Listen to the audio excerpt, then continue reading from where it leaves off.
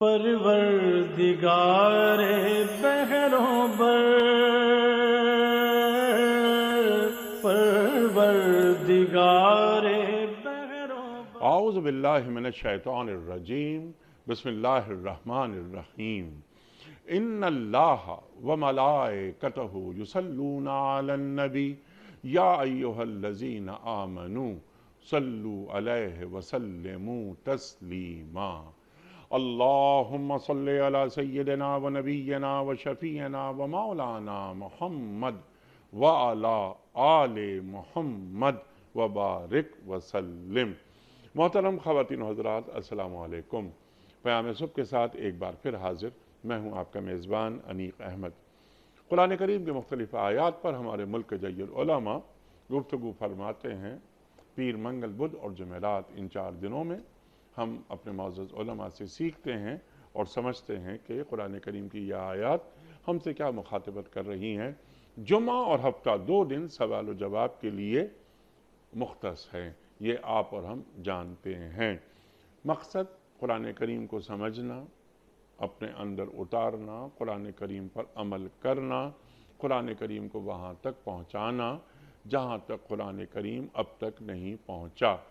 خواتین و حضرات، اپنے علماء کے ہم جتنے شکر گزار ہو جائیں کم ہے کہ وہ تشریف لاتے ہیں اور قرآن کریم ہمیں سمجھاتے ہیں یا قرآن کریم کا علم ہم تک منتقل کرتے ہیں۔ خواتین و حضرات، آج سورہ انفال کی آیات 27 اور 28 پر انشاءاللہ ہم سیکھیں گے اپنے ملک کے ایک ممتاز عالم دین سے کہ اللہ کیا فرما رہا ہے، اور اہل ایمان سے مخاطبت ہو رہی ہے کہ یا ایھا الذین آمنوا لا تخونوا اللہ والرسول۔ اللہ اکبر۔ اے لوگو جو ایمان لائے ہو، اللہ اور اللہ کے رسول سے خیانت نہ کرو، جانتے بوجھتے۔ اللہ اکبر، اللہ اکبر۔ امانتوں میں غداری کا مرتکب نہ ہو۔ اللہ تعالیٰ فرما رہا ہے وَتَخُونُوا أَمَانَاتِكُمْ وَأَنْتُمْ تَعْلَمُونَ، جبکہ تم جانتے ہو۔ خواتین و حضرات، اللہ کیا فرما رہا ہے، پھر اگلی آیت پہ بھی انشاءاللہ ہم بات کریں گے جس میں اولاد کے حوالے سے بات کی جا رہی ہے۔ اولاد کو فتنہ قرار دیا جا رہا ہے۔ قرآن کریم میں کئی جگہ یہ گفتگو ہوئی ہے۔ اور المال والبنون زینت الحیات الدنیا، اللہ تعالیٰ قرآن کریم میں کہیں اور بھی ارشاد فرماتا ہے کہ یہ مال اور اولاد صرف دنیاوی زینت ہیں، دنیاوی آرائش ہیں۔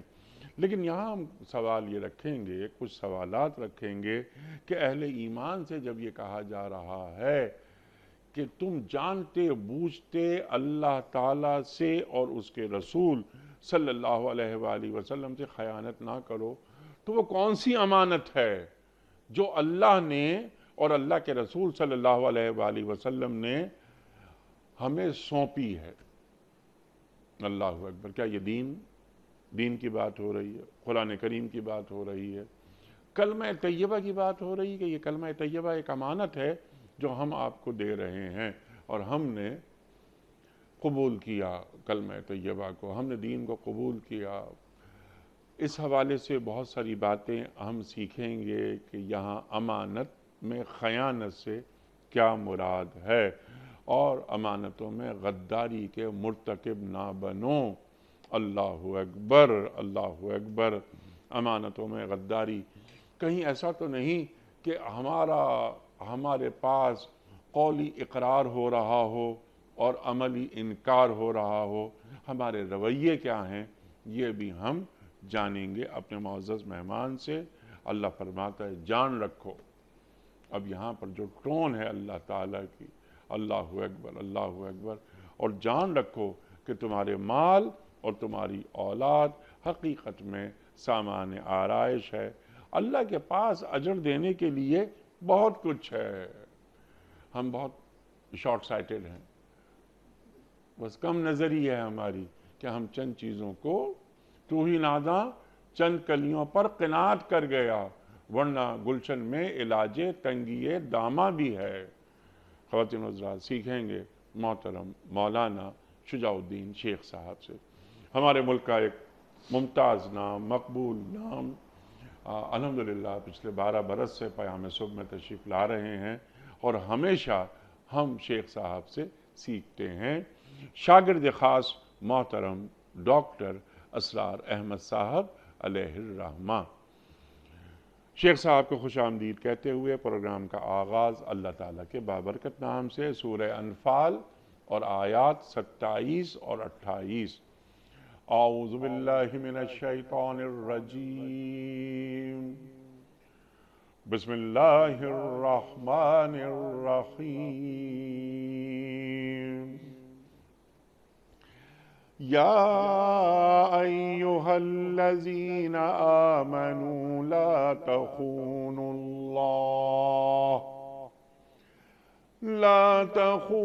اللہ والرسول وتخونوا اماناتکم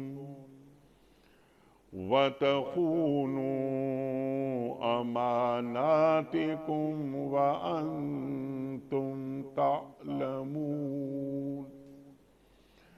وَاعْلَمُوا أَنَّمَا أَمْوَالُكُمْ وَأَوْلَادُكُمْ فِتْنَةٌ وَأَنَّ اللَّهَ عِندَهُ أَجْرٌ عَظِيمٌ۔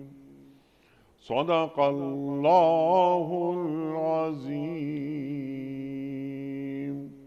اے لوگو جو ایمان لائے ہو، جانتے بوجھتے اللہ اور اس کے رسول صلی اللہ علیہ وآلہ وسلم کے ساتھ خیانت نہ کرو، اپنی امانتوں میں غداری کے مرتکب نہ ہو، اور جان رکھو کہ تمہارے مال اور تمہاری اولاد حقیقت میں سامان آرائش ہیں، اور اللہ کے پاس اجر دینے کے لیے بہت کچھ ہے۔ محترم خواتین و حضرات، اس سے پہلے کہ ہم سوال رکھیں آج کے پروگرام کے حوالے سے شیخ صاحب کی خدمت میں کہ یہ اہل ایمان سے کیا مخاطبت ہو رہی ہے، اس سے قبل کل کے پوچھے گئے سوال کا درست جواب اور آج کا سوال آپ کی خدمت میں۔ کل کا سوال ہمارا یہ تھا کہ سورہ قصص میں کس شخص کو سب سے بڑا گمراہ قرار دیا گیا ہے؟ درست جواب، خواہشات نفس کی پیروی کرنے والا۔ آج کا سوال نوٹ فرما لیجئے۔ مسجد اقصی کی بنیاد کس پیغمبر نے رکھی تھی؟ مسجد اقصی کی بنیاد کس پیغمبر نے رکھی تھی؟ حضرت موسیٰ علیہ السلام نے، یا حضرت یوسف علیہ السلام نے، یا حضرت سلیمان علیہ السلام نے؟ جو درست جواب آپ سمجھتے ہو روانہ فرمائیے۔ ہمارے فون نمبرز ہیں 0092213452709۔ ہمارا دوسرا فون نمبر ہے 009221343000980۔ ہمارا ای میل ایڈریس ps@dunyatv.tv۔ ہمارا SMS کا نمبر 3031، اور ہمارا واٹس ایپ کا نمبر ہے 009232182509194۔ محترم شیخ صاحب ارشاد فرمائیے، قرآن کریم کی وہ آیات جن کا آغاز یا ایھا الذین آمنوا سے ہوتا ہے، ان کا مقام بڑا بلند ہے۔ یہاں یا ایھا الذین آمنوا سے بات شروع کر رہا ہے اللہ، اے ایمان والو، اللہ اور اللہ کے رسول صلی اللہ علیہ وآلہ وسلم سے خیانت کے مرتکب نہ ہو۔ کیا فرما رہا ہے اللہ؟ بسم اللہ الرحمن الرحیم، اللہم صلی وسلم علی نبینا محمد، رب یسر ولا تعسر وتمم بالخیر۔ انیس صاحب جزاک اللہ خیرن۔ سورۃ الانفال کی 2 آیات آج ہماری زیر مطالعہ ہیں۔ اور آپ جانتے ہیں کہ سورۃ الانفال مدنی سورت ہے، اور اس میں اللہ سبحانہ وتعالیٰ نے غزوہ بدر کے حالات پر بھی تبصرہ عطا فرمایا، ایک اہم نقطہ۔ دوسری بات، کیونکہ مدنی دور کے دوسرے ہی برس بدر کا میدان بھی سجا، اور یہی مدنی دور ہے کہ جہاں ایمان کے جھوٹے دعوے داروں کا ایک گروہ بھی سامنے آ رہا ہے، جن کو منافقین کہتے ہیں۔ ٹیکنیکلی لیگلی تو وہ مسلمان تھے، کلمہ پڑھتے تھے، مگر قرآن حکیم ایک اور مقام پر فرماتے ہیں کہ لم تؤمن قلوبہم، ان کے دل ایمان نہیں لائے تھے۔ تو ایمان کے ان جھوٹے دعوے داروں کو مختلف انداز سے قرآن حکیم جھنجھوڑتا ہے، اور اگر آپ مجھے اجازت دیں تو یہ جو جھنجھوڑنے کا انداز قرآن حکیم میں کہیں کہیں بلکہ کئی مقامات پر ہمیں ملتا ہے، یہ آج ہم مسلمانوں کے لیے بھی بڑے اہم مقامات ہیں، کیونکہ آج ہم بھی دعوے تو کرتے ہیں اللہ تعالیٰ اور اس کے رسول علیہ السلام کو ماننے کے، ہم اس کا ثبوت شاید پیش کرتے ہوئے دکھائی نہیں دیتے۔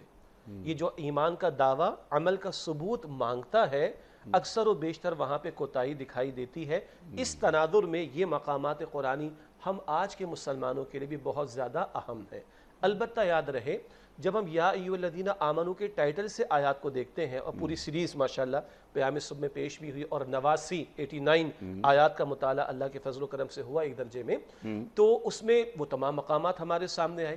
البتہ یاد رہے کہ جب منافقین سے مخاطبت ہوتی ہے یا کہیں ان کو جھنجھوڑا بھی جا رہا ہوتا ہے تو الفاظ یہی ہوتے ہیں یا ایھا الذین آمنو کے۔ البتہ طرز عمل بتا دیتا ہے یا ٹون بتا دیتی ہے۔ طرز عمل تو بندوں کا بتاتا ہے کہ ایمان کے جھوٹے دعوے دار ہیں، سچے دعوے دار ہیں، اور ٹون الفاظ کی بتاتی ہے کہ روئے سخن کن لوگوں کی طرف ہے۔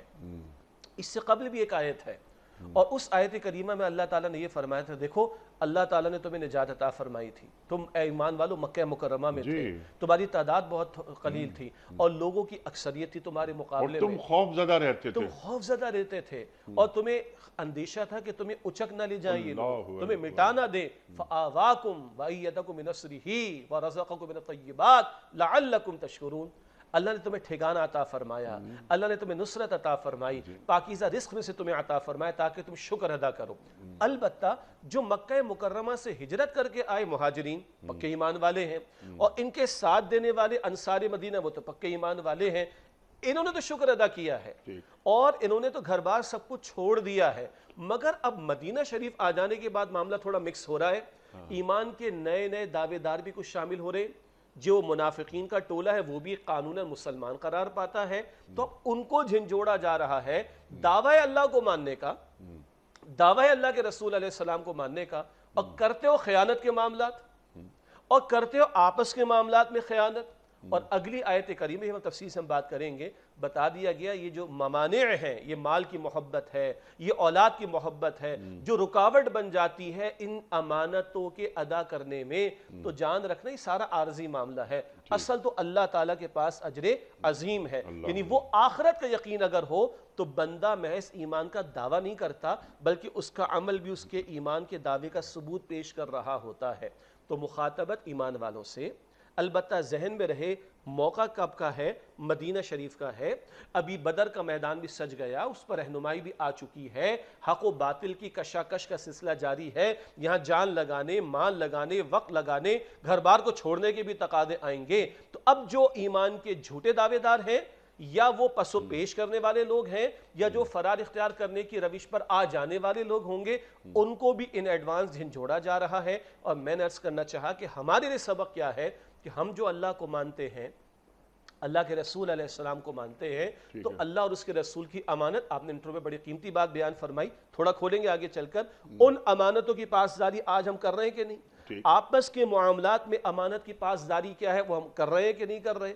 اور کئی مال اور اولاد، فتنے کا لفظ آیا اس کو بھی کھولیں گے انشاءاللہ، کئی مال اور اولاد کی محبت میں ڈوب کر اللہ کے ساتھ خیانت، اللہ کے رسول علیہ السلام کے ساتھ خیانت میں اور بندوں کے ساتھ خیانت میں مبتلا تو نہیں، کئی آخرت کو بھلا تو نہیں بیٹھے؟ یہ وہ میں سمجھتا ہوں کہ اہم نکات ہیں جو اس آیت کریمہ کے ذیل میں ہماری گفتگو میں آنا چاہیے۔ تو یہ جو میں نے تھوڑا سا چاہا کہ ایک ذرا اوور ویو سا آج کی موضوعات کے حوالے سے ہمارے سامنے آ جائے۔ سبحان اللہ، سبحان اللہ۔ دونوں آیات کا جو خلاصہ ہے، جو اہم پوائنٹس ہیں، وہ آپ نے بیان فرما دی ہے، اور اہل ایمان کے حوالے سے بھی آپ نے بات فرما دی کہ منافقین بھی اہل ایمان میں شامل ہیں۔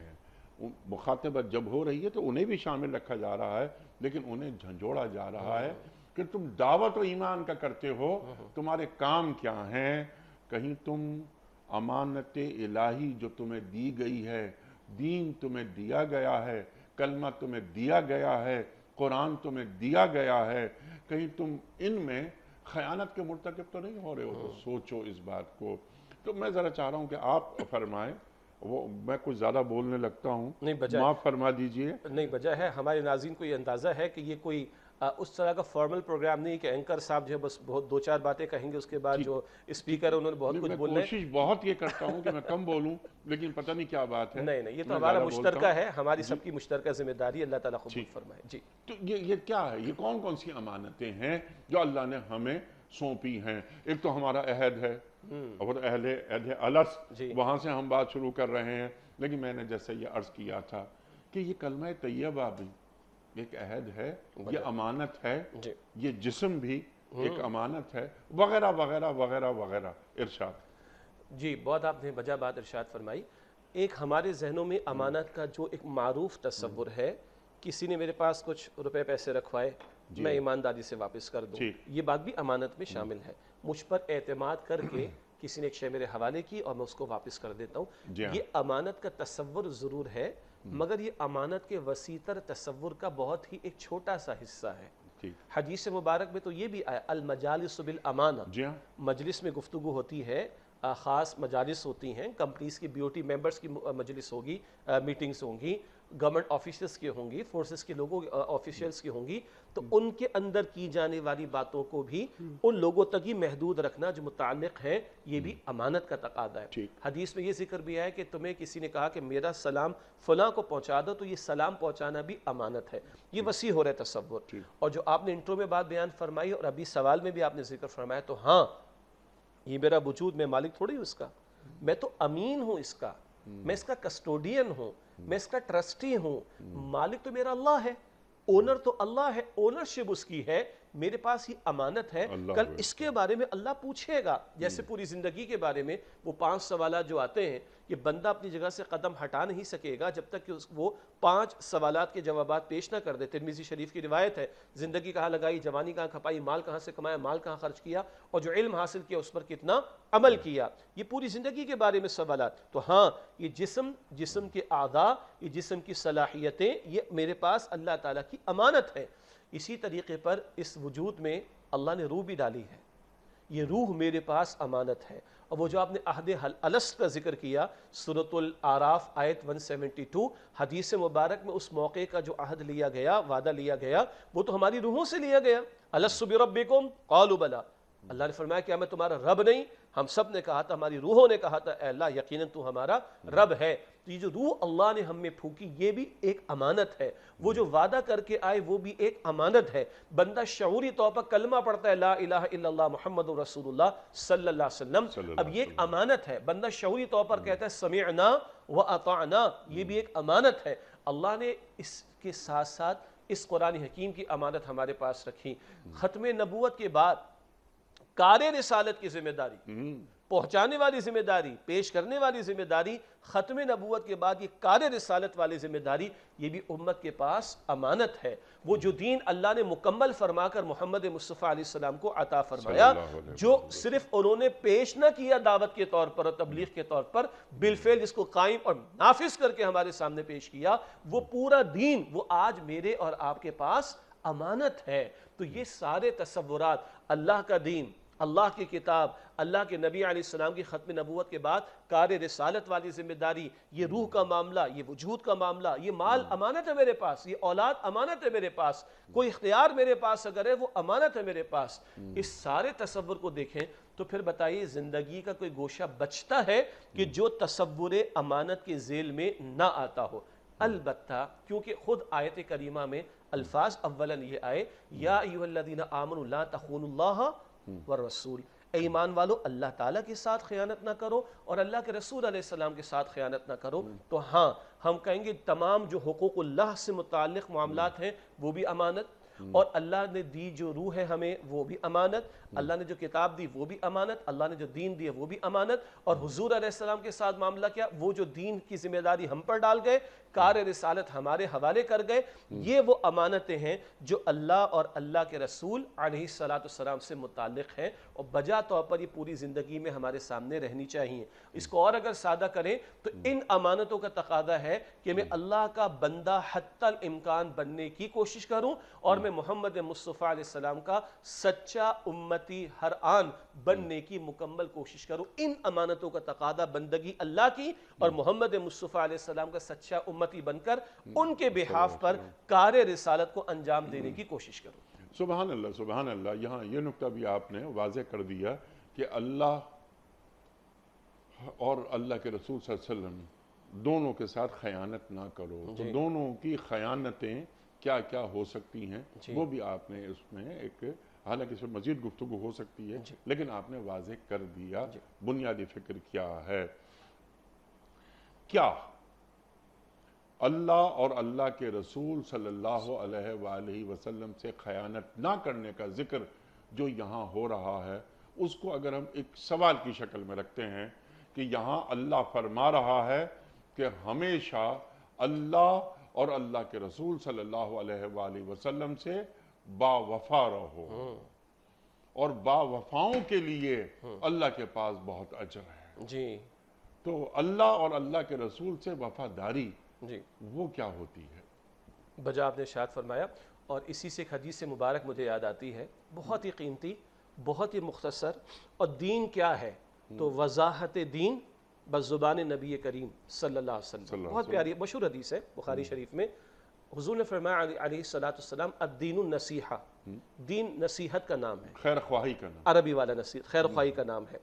لمن یا رسول اللہ، اللہ کے پیغمبر علیہ السلام کس کے ساتھ خیر خواہی کا معاملہ، وفاداری کا معاملہ، دونوں ترجمے مناسب ہیں۔ فرمایا للہ ولی کتابہ ولی رسولہ ولی ائمۃ المسلمین وعامتہم، اللہ کے ساتھ وفاداری، اللہ کی کتاب کے ساتھ وفاداری، اللہ کے رسول علیہ السلام کے ساتھ وفاداری، مسلمانوں کے ائمہ حکمراں ذمہ داروں کے ساتھ خیر خواہی، اور وعامتہم عام مسلمانوں کے ساتھ خیر خواہی کا معاملہ۔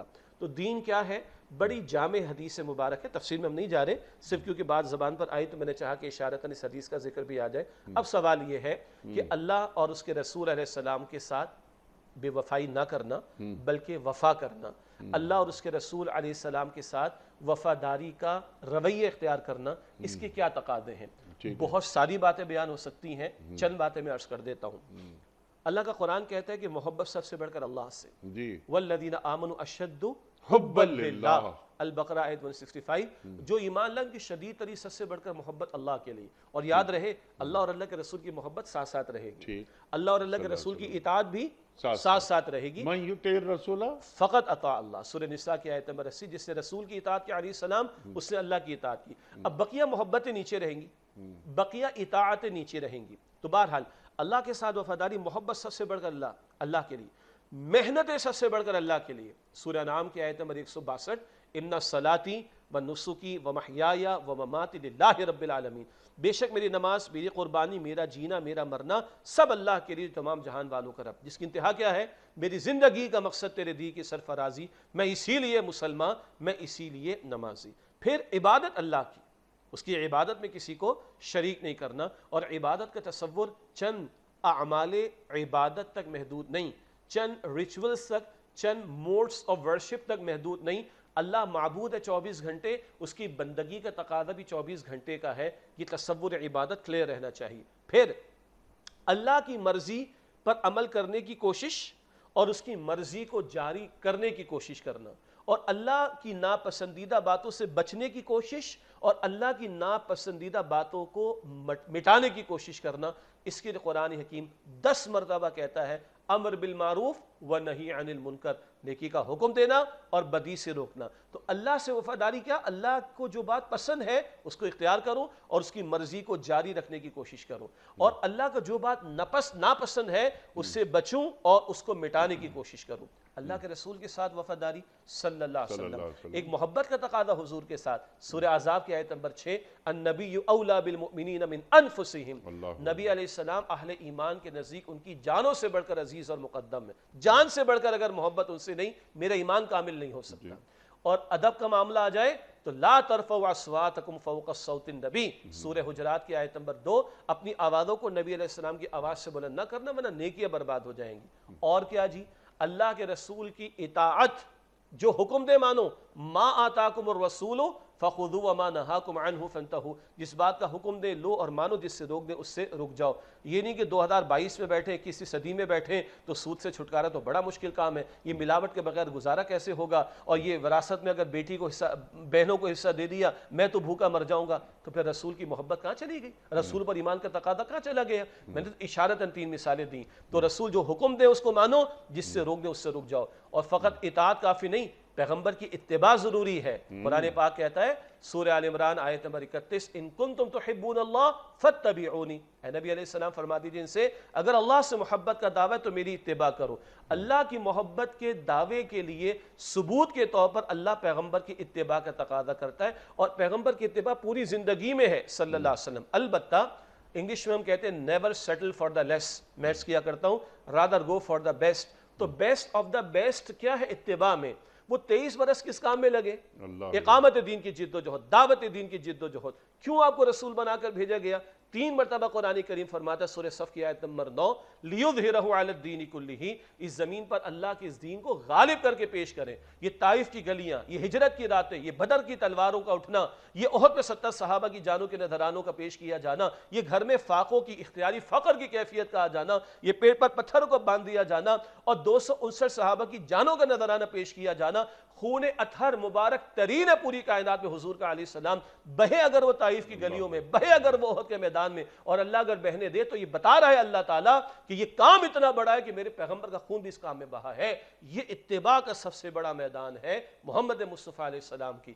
اگر میں سم اپ کروں، سب سے بڑھ کر محبت اللہ سے، اللہ تعالیٰ کے لیے سب سے بڑھ کر محنتیں، اللہ کی بندگی 24 گھنٹے کوشش کرنا، اللہ کی مرضی پر عمل اور جاری رکھنے کی کوشش کرنا، اللہ کی ناپسندیدہ باتوں سے بچنے اور ان کو مٹانے کی کوشش، امر بالمعروف نہی عن المنکر، پیغمبر علیہ السلام سے جان سے بڑھ کر محبت ہو، ادب کا معاملہ کہ ان کی آواز سے آواز بلند نہ ہو، ان کی کامل اطاعت کا معاملہ، ان کو بھی مطاع مانا جائے، ان کی اتھارٹی کو تسلیم کیا جائے، ان نے جس بات کو کہہ دیا کہ ہاں کرو تو کرنا ہے اور جس بات کو فرما دیا نہ تو اس سے رک جانا ہے. اور اس سے آگے بڑھ کر ایک ایک ادا کی پیروی، اور ٹاپ آف دا لسٹ 23 برس کی زندگی میں دعوت دین، اقامت دین کی جد و جہد میں پورے 23 برس آپ کے بیتے ہیں، اس کے قریب سے قریب تر ہونے کی کوشش کرنا، یہ اللہ اور اس کے رسول کے ساتھ وفاداری کا تقاضا ہے. سبحان اللہ، سبحان اللہ، اللہ اکبر، اللہ اکبر. قرآن کریم کی بہت ساری آیات آپ نے یہاں پر تلاوت فرمائی اور وہ تقاضے جو ہمارے دین کے ہم سے ہیں. ان تمام چیزوں میں ایک صرف میں بات چاہتا ہوں کہ اس پر بھی آپ فرما دیجئے کہ قرآن کریم ہر گھر میں موجود ہے.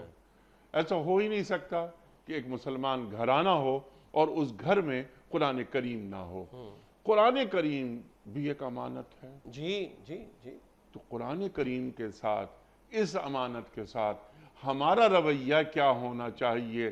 جتنی آیات آپ نے پڑھی اس میں سے چند مجھے یاد ہیں. النبی اولیٰ بالمؤمنین من انفسہم. کیا مجھے معلوم ہے کہ ترجمہ کیا ہے اس کا؟ اللہ کیا فرما رہا ہے؟ وما آتاکم الرسول فخذوہ وما نہاکم عنہ فانتہوا.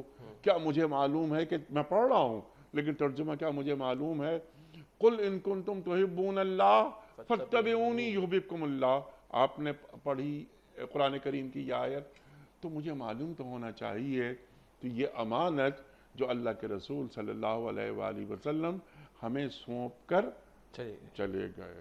ایک بات اسی ذیل میں ایک بات کہ کیا ہمیں یہ محسوس نہیں ہونا چاہیے کہ یہ قرآن ہمارے گھروں میں موجود ہے؟ ایک طرح سے اللہ کے رسول موجود ہے. بہت اہم بات آپ نے ارشاد فرمائی. یہی حجۃ الوداع کے موقع پہ پیغمبر فرما گئے صلی اللہ علیہ وسلم، میں چلا جاؤں گا تمہارے درمیان 2 چیزیں چھوڑے جا رہا ہوں، اللہ کی کتاب اور میری سنت، اور روایات بھی مصحف کے قائل ہیں. یہ قرآن چھوڑ کر گئے آپ صلی اللہ علیہ وسلم. یہ قرآن زندہ معجزہ حضور کا صلی اللہ علیہ وسلم. معجزات اور بھی حضور کو عطا ہوئے، حضور تشریف لے گئے، وہ معجزات کا معاملہ وہاں رک گیا. مگر یہ قرآن قیامت تک امامت کرتا رہے گا. اور کوئی اس میں دو رائے نہیں ہو سکتی جو آپ نے بیان فرمایا. کیا حضور اپنی نیابت کے لیے قرآن ہمیں عطا نہیں کر گئے؟ اللہ اکبر. ہاں، حضور کی ذات چلتا پھرتا مجسم قرآن اما عائشہ فرماتی رضی اللہ تعالی عنہ، حضور یہ عطا کر کے ہمیں گئے ہیں. اور آپ نے فرمایا کہ اس کی وفاداری کے تقاضے، بارہا ہم نے گفتگو کی، برسوں سے اس بات پر گفتگو ہو رہی ہے، اس قرآن کے حقوق کو ادا کیا جانا. استاد محترم ڈاکٹر اسرار صاحب رحمۃ اللہ علیہ کا بہت قیمتی کتاب 1967 حالت اعتکاف مسجد نبوی میں اس کی تکمیل، اور اہل علم نے بھی اس کی بڑی تحسین فرمائی. 5 حقوق قرآن حکیم کے. نمبر 1 ایمان، زبان سے فقط نہیں دل سے بھی. اس میں اس پوری کائنات میں سب سے بڑی نعمت اللہ کی اس قرآن کو مانا جائے. نمبر 2 اس کی باقاعدہ تلاوت، معمول کے مطابق باقاعدگی کے ساتھ، تجوید کے ساتھ، آداب کے ساتھ.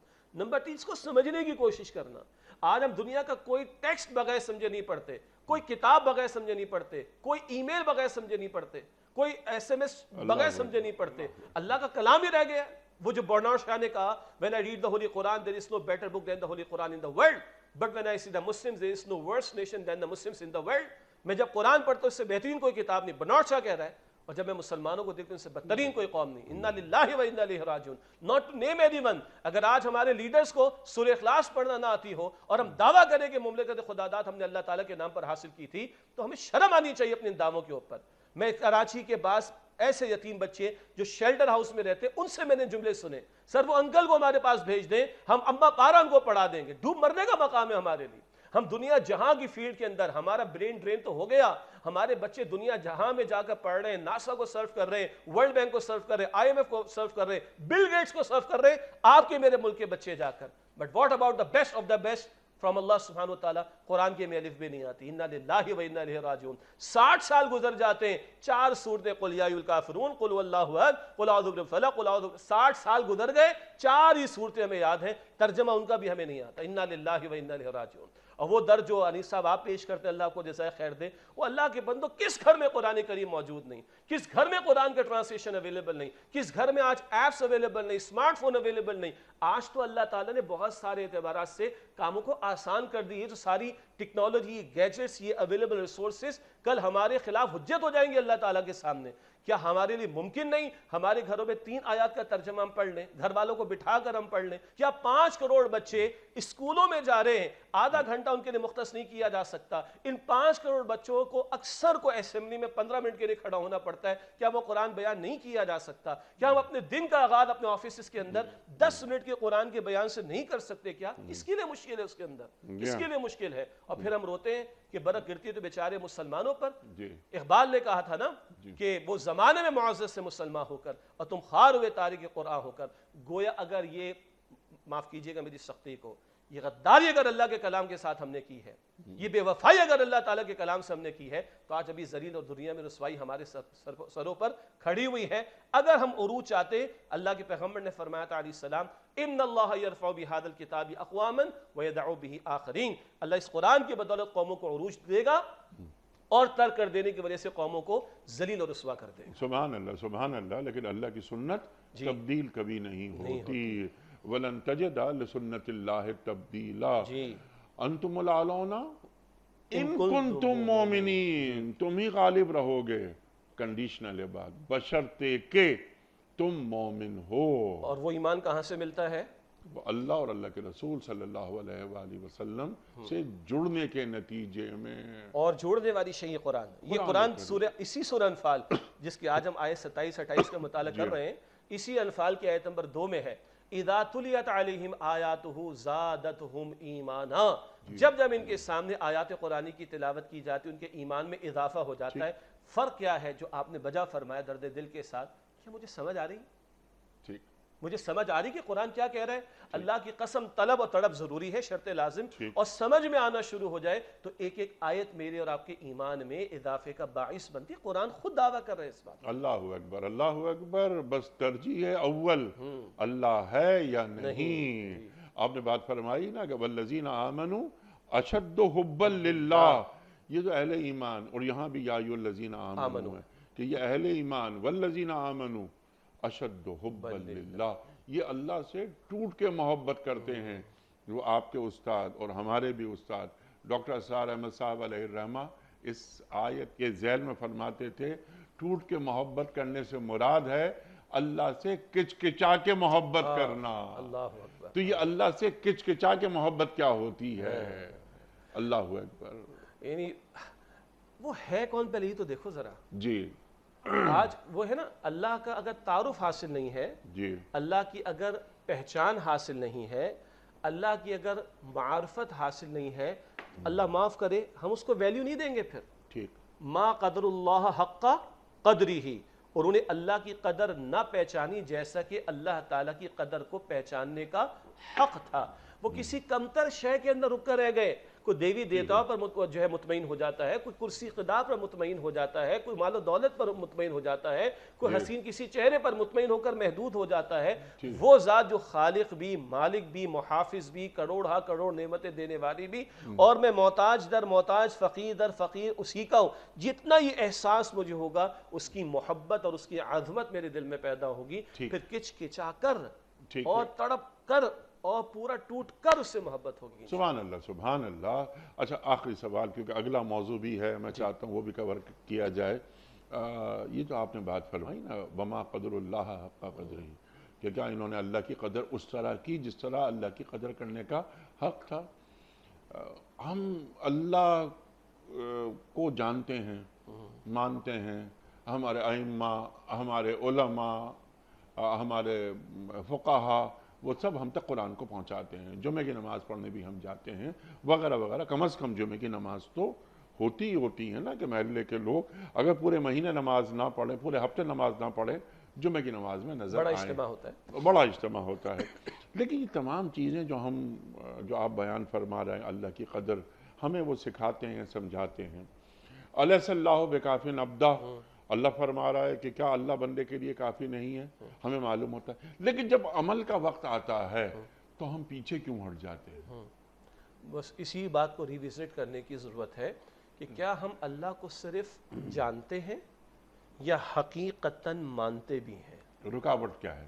رکاوٹ ہے اس کی صحیح معرفت کا حصول نہ ہونا، یعنی فہم دین کا ناقص تصور، فہم دین کا ناقص تصور، اور فہم مظاہر الہی، فہم آیات الہی کا تصور، وہ فہم اگر کم ہے تو اسی نسبت سے کچھ میرے ماننے کا تصور ہوگا، اور جتنا وہ فہم بڑھے گا انشاءاللہ تعالیٰ اتنا یہ یقین بڑھے گا۔ ہم جانتے ہیں اللہ کو، جانتے ہیں، we know about اللہ، لیکن کنوکشن کی کمی ہے غالب۔ جب تک قرآن کریم سے جڑاؤ پیدا نہیں ہوگا فہم دین ممکن ہی نہیں ہو سکتا۔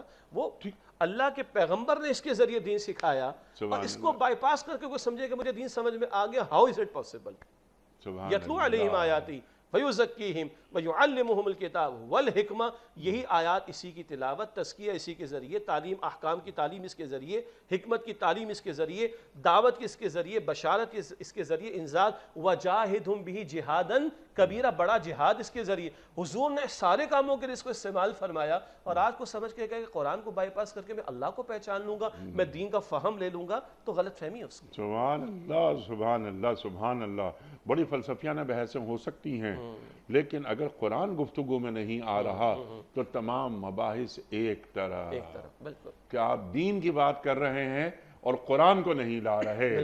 یہ ایک باریک بات ہے جو ہم بہت سی گفتگوؤں میں دیکھتے ہیں یہاں، کہ دین پیش کیا جاتا ہے لیکن قرآن کو ہٹا کر پیش کیا جا رہا ہے، لوگوں کو مسپرائز کر لیا جاتا ہے اپنی گفتگو سے۔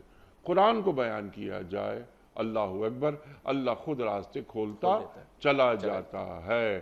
شیخ صاحب، بہت ساری گفتگو ہو سکتی ہے مزید، لیکن اگلا موضوع بھی بہت اہم ہے، پھر وہی جو منافقین سے مخاطبت وغیرہ جو آپ نے بات فرما دی۔ اہل ایمان ہیں، گو کے منافق ہیں، کہ دیکھو کہ یہ مال اور یہ اولاد در حقیقت کیا ہے؟ فتنہ، آزمائش ہیں، اور اللہ کے پاس دینے کو بہت اجر ہے۔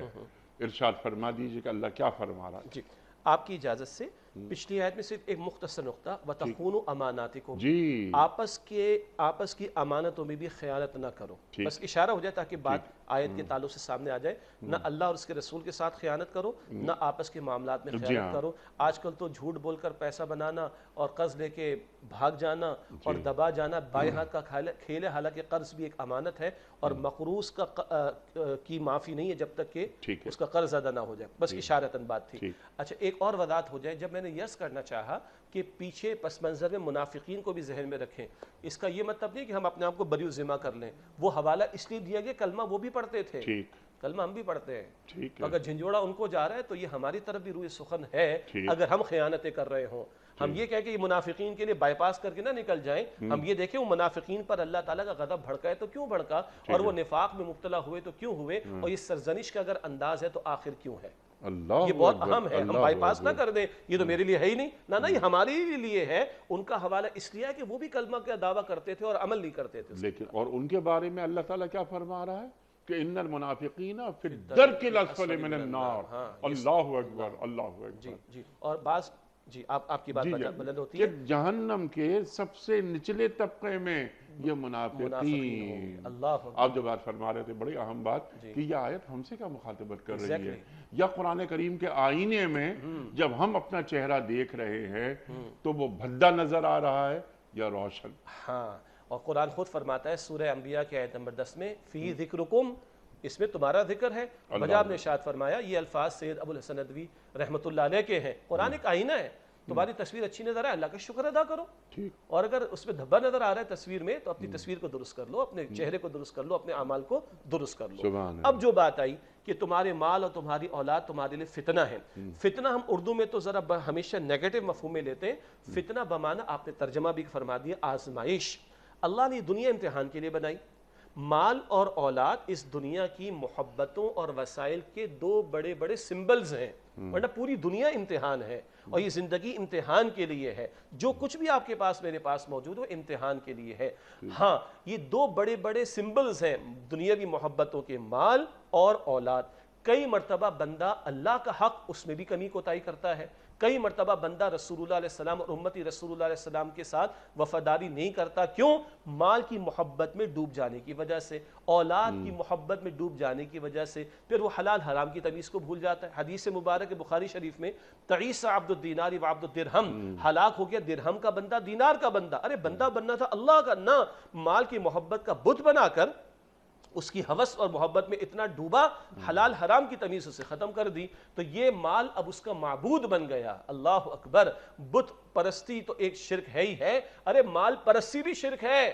مال کا بت بنا کر حلال حرام کی تمیز کو فراموش کر دینا, اللہ کے احکامات کو پامال کر دینا, پیغمبر کی سیٹ کردہ باؤنڈری کو پامال کر دینا, یہ بھی ایک شرکیہ طرز عمل ہے. حضور فرما رہے ہلاک ہو گیا درہم کا بندہ دینار کا بندہ. اور یہ مال کتنا ہی بنا لو, جائے گا جب جہاں سے کچھ بھی نہ ساتھ ہوگا. 2 گز کفن کا کپڑا تیرا لباس ہوگا. یاد رکھ سکندر کے حوصلے تو عالی تھے, جب گیا تھا دنیا سے دونوں ہاتھ خالی تھے. کیا لے جاؤ گے تم اپنے ساتھ؟ اس مال کی محبت یہ رکاوٹ بن جاتی ہے اللہ اور اس کے رسول کی امانت کی پاسداری میں.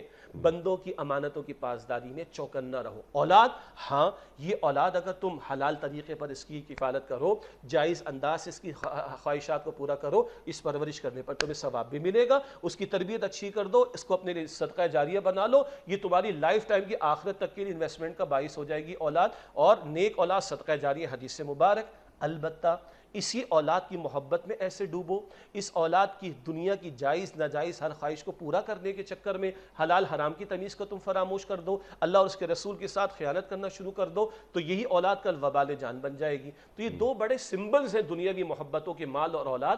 ان کا ذکر کر کے دنیا کی محبت میں جو ڈوب جانے والا فتنے کا پہلو ہے اس کے بارے میں آگاہ کیا جا رہا ہے. اس میں ڈوب کر اللہ اور اس کے رسول کے ساتھ خیانت کا معاملہ نہ کرنا, آپس کے معاملات میں خیانت کا معاملہ نہ کرنا. سبحان اللہ, سبحان اللہ. ہر امت کا ایک فتنہ ہوتا ہے. میری امت کا فتنہ مال ہے. بخاری شریف حدیث. یہ اللہ کے رسول فرما رہے ہیں صلی اللہ علیہ وآلہ وسلم. اللہ اکبر. ذرا یہ جو مال کی محبت یہ دل سے کم کیسے کی جاتی ہے, اولاد کی تربیت کیسی اللہ اور اللہ کے رسول صلی اللہ علیہ وآلہ وسلم کا مطلوب ہے, اور وہ کیسے والدین ہوتے ہیں کہ جو اولاد کی طرف دیکھتے ہوئے ربنا حب لنا من ازواجنا و ذریاتنا قرۃ اعین وجعلنا للمتقین اماما پڑھتے ہیں, اللہ کے حضور دعائیں مانگ رہے ہیں. اللہ اکبر. کن والدین کے لیے ان کی اولاد آنکھوں کی ٹھنڈک ثابت ہوتی ہے, اور پھر وہ متقیوں کے امام وہ کیسے بنتے ہیں؟ بہت سارے سوالات اس ایک سوال میں ہیں. جیسے آپ نے حدیث مبارک کا ذکر فرمایا کہ ہر امت کا کوئی فتنہ, اور میری امت کا فتنہ مال ہے. اب اس مال کے بارے میں بندہ مومن کا طرز عمل کیا ہو؟ مال ایک ضرورت ہے, تبھی تو شریعت نے زکوٰۃ کے احکامات دیے, وراثت کے احکامات دیے, صدقہ اور احکامات عطا فرمائے. اگر وہی اللہ اور اس کے رسول کے ساتھ وفاداری کے تحت میں مال کماتا ہوں, ثواب ملے گا. رزق حلال کمانا بھی ایک فریضہ ہے, اجر ثواب ملے گا.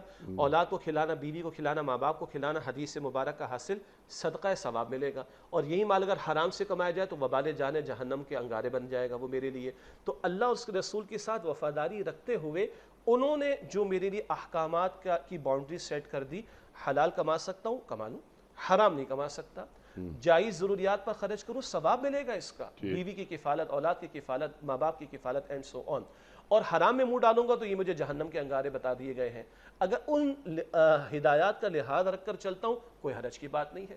اور پھر وہ جو ایک بحث ایک اور پروگرام میں ہم نے کی تھی رزق کے تعلق سے, یہ میں اطمینان رکھوں کہ میرے رب نے ذمہ لے رکھا ہے رزق عطا کرنے کا, تو مجھے حرام میں منہ ڈالنے کی ضرورت نہیں ہے. اور رزق یعنی معاش کی محنت مجھے ضرور کرنی ہے, مگر مجھ پر دین کے تقاضے اور بھی ان کو فراموش کر کے نہ کروں. یہ رویہ مجھے متوازن اور باوقار زندگی گزارنے کے رویے پر لے آئے گا انشاءاللہ. وہ کون سے ماں باپ ہوا کرتے ہیں کہ جن کے لیے اولاد جو ہے وہ آنکھوں کی ٹھنڈک بن جاتی ہے؟